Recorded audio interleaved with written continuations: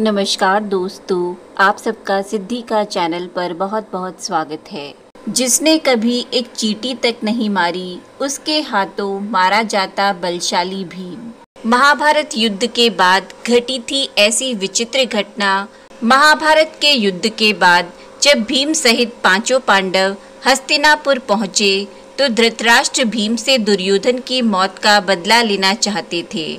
इस कारण से उन्होंने मन में प्रतिशोध की भावना रखते हुए भीम को गले लगाकर मारना चाहा था, लेकिन कृष्ण को यह बात पहले से ही पता थी। इसलिए उन्होंने एक लोहे की मूर्ति को नेत्रहीन धृतराष्ट्र के सामने रखवा दिया। आइए विस्तार से जानते हैं कृष्ण जी ने भीम की जान धृतराष्ट्र से कैसे बचाई थी। महाभारत के युद्ध में भगवान श्री कृष्ण ने धैर्य के साथ अर्जुन का सारथी बनकर उनका मार्गदर्शन किया। कुरुक्षेत्र की रणभूमि में कई विचित्र घटनाएं भी हुई, लेकिन भगवान श्री कृष्ण ने धैर्य के साथ चेहरे पर मुस्कान बनाए रखते हुए अपनी भूमिका निभाई। लेकिन महाभारत के युद्ध के बाद एक ऐसी घटना घटी थी जिसे देखकर स्वयं भगवान श्री कृष्ण भी गुस्से से तमतमा उठे थे। यह घटना ऐसी थी जिसे देखने के बाद श्री कृष्ण न केवल क्रोधित हुए थे, बल्कि दूसरे ही क्षण वे भावुक हुए बिना भी नहीं रह पाए थे। आइए जानते हैं महाभारत के युद्ध के बाद कौन सी ऐसी घटना थी जिसे देखकर श्री कृष्ण क्रोधित हो गए थे। कुरुक्षेत्र के रक्त रंजित युद्ध को जीतकर जब पांचों पांडव धृतराष्ट्र से मिलने अर्जुन, भीम, नकुल और सहदेव द्रौपदी सहित हस्तिनापुर पहुँचे तो पूरे राज्य में उनका स्वागत किया। भगवान श्री कृष्ण भी पांडवों के साथ हस्तिनापुर में आए थे। पांडवों के मन में विजय की खुशी तो थी, लेकिन मन में एक दुख भी था कि न्याय अन्याय के इस युद्ध में उन्हें अपने कौरव भाइयों, गुरु और वरिष्ठ जनों के साथ युद्ध करना पड़ा। पांडवों के मन में दुख था, लेकिन चेहरे पर समभाव लिए वे हस्तिनापुर में धृतराष्ट्र और गांधारी से मिलने के लिए पहुंचे। धृतराष्ट्र के मन में भीम को लेकर जाग गई थी बदले की भावना। धृतराष्ट्र ने कभी भी अपने पुत्रों को गलत करने से नहीं रोका। यह धृतराष्ट्र का पुत्र मोह था, जिसकी वजह से दुर्योधन सहित बाकी कौरव अन्यायी बनते चले गए। महाभारत की कहानी के अनुसार धृतराष्ट्र ने कभी भी दुर्योधन को गलत करने से नहीं रोका। धृतराष्ट्र के इसी अंधे प्रेम ने दुर्योधन को गलत करने का बढ़ावा दिया। धृतराष्ट्र उस समय भी मौन रहे जब भरी सभा में कुलवधू द्रौपदी का चीरहरण हो रहा था। अपने 100 पुत्रों में धृतराष्ट्र को दुर्योधन बहुत प्रिय था। धृतराष्ट्र कुरुक्षेत्र की रणभूमि पर घटने वाली हर घटना का हाल संजय से जाना करते थे, क्योंकि संजय के पास दिव्य दृष्टि थी। जब धृतराष्ट्र को इस बात की सूचना मिली कि पांडव हस्तिनापुर में उनसे मिलने आ रहे हैं, तो धृतराष्ट्र के मन में प्रतिशोध यानी बदले की भावना ने जन्म लिया। धृतराष्ट्र भीम से बदला लेना चाहते थे, क्योंकि भीम ने ही दुर्योधन को मारा था। धृतराष्ट्र दिल पर पत्थर रखकर पांडवों से मिलने पहुंचे। भगवान श्री कृष्ण को संपूर्ण सृष्टि का ज्ञान था, इसलिए उन्हें यह भी ज्ञात था कि धृतराष्ट्र इतने शोक में डूबकर भी अपने अंदर की नकारात्मकताओं को त्याग नहीं पाए हैं। कृष्ण जानते थे कि आगे क्या होने वाला है, इसलिए श्री कृष्ण मौन रहकर धृतराष्ट्र के आने की प्रतीक्षा करने लगे। धृतराष्ट्र पांडवों के आगमन का समाचार पाकर महल के द्वार पर उपस्थित हो गए। मन में प्रतिशोध की भावना लिए धृतराष्ट्र ने सभी पांडवों का अभिनंदन किया।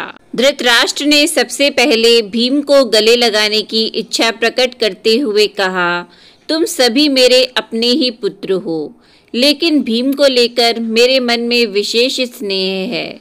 मैं सर्वप्रथम भीम को गले लगाना चाहता हूँ।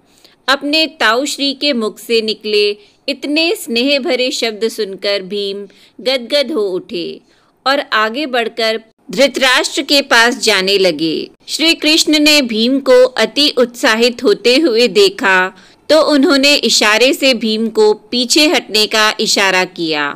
श्री कृष्ण की आज्ञा मानकर भीम पीछे हट गए।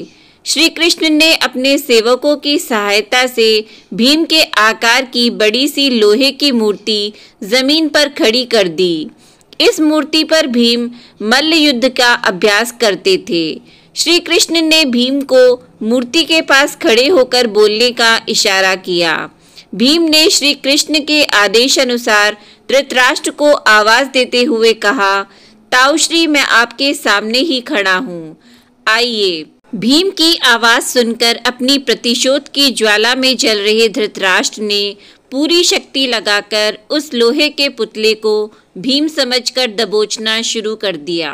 धृतराष्ट्र को पुतले को भींचते ही जा रहे थे। अंत में लोहे का पुतला टूटकर जमीन पर बिखर गया। धृतराष्ट्र के इस रूप को देखकर भयभीत हो गए थे पांडव। धृतराष्ट्र के इस तरह से शक्ति का प्रदर्शन करते हुए देख सभी पांडव हैरान रह गए। भीम को अब पूरी बात समझ आ चुकी थी कि श्री कृष्ण ने उन्हें क्यों धृतराष्ट्र के गले लगने से रोका था। धृतराष्ट्र ने जब जमीन पर पुतले को तहस नहस होने की आवाज सुनी तो उन्हें लगा कि शायद उन्होंने भीम को अपने क्रोध से मार डाला है। श्री कृष्ण को इतने वरिष्ठ हो चुके धृतराष्ट्र के इस छल कपट को देखकर बहुत क्रोध आया। श्री कृष्ण धृतराष्ट्र के मुख से जानना चाहते थे कि धृतराष्ट्र ने ऐसा क्यों किया और क्या उन्हें अपने किए का पछतावा है। इसलिए श्री कृष्ण ने कहा, महाराज आपने 10,000 हाथियों के बल वाले भीम को मार दिया। श्री कृष्ण के मुख से यह बात सुनकर धृतराष्ट्र जमीन पर मुंह के बल गिर पड़े और फूट फूट कर रोने लगे। धृतराष्ट्र का क्रोध जब शांत हुआ तो उनकी चेतना फिर जाग उठी और वे फूट फूट कर रोने लगे। धृतराष्ट्र को लगा कि उन्होंने भीम की हत्या कर दी है।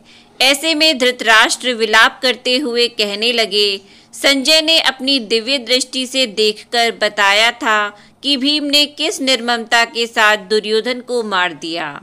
इस समाचार को सुनकर मेरे मन में भीम के लिए प्रतिशोध की भावना ने जन्म लिया। मैं तब से ही भीम को मारना चाहता था, लेकिन अब मुझे इस बात का दुख हो रहा है। क्रोध में मेरे सोचने समझने की क्षमता छीन ली थी। मैं भूल गया था कि अन्याय के शिकार हो रहे ये पांचों भाई भी मेरे ही पुत्र हैं, मेरे अनुज भ्राता के पुत्र, यानी मेरा अपना कुल। मैं अब इस संसार के मोह में नहीं पड़ना चाहता। हे केशव, आप सुदर्शन चक्र चलाकर मुझे मृत्यु दे दीजिए। मैं अब और नहीं जीना चाहता। धृतराष्ट्र को जब अपराध बोध हुआ तो श्री कृष्ण भी भावुक हो उठे और उन्हें धृतराष्ट्र पर दया आ गई। कृष्ण ने धृतराष्ट्र को पूरी सच्चाई बताते हुए कहा कि भीम जीवित हैं और सकुशल आपके समीप ही खड़ा है। इस तरह कृष्ण ने भीम के प्राण बचा लिए। तो दोस्तों, कैसी लगी आपको हमारी ये वीडियो? नीचे कमेंट बॉक्स में ज़रूर बताएं। वीडियो पसंद आया हो तो वीडियो को लाइक और शेयर ज़रूर करें और हमारे चैनल को सब्सक्राइब करना न भूलें। आपका वीडियो देखने के लिए बहुत बहुत धन्यवाद।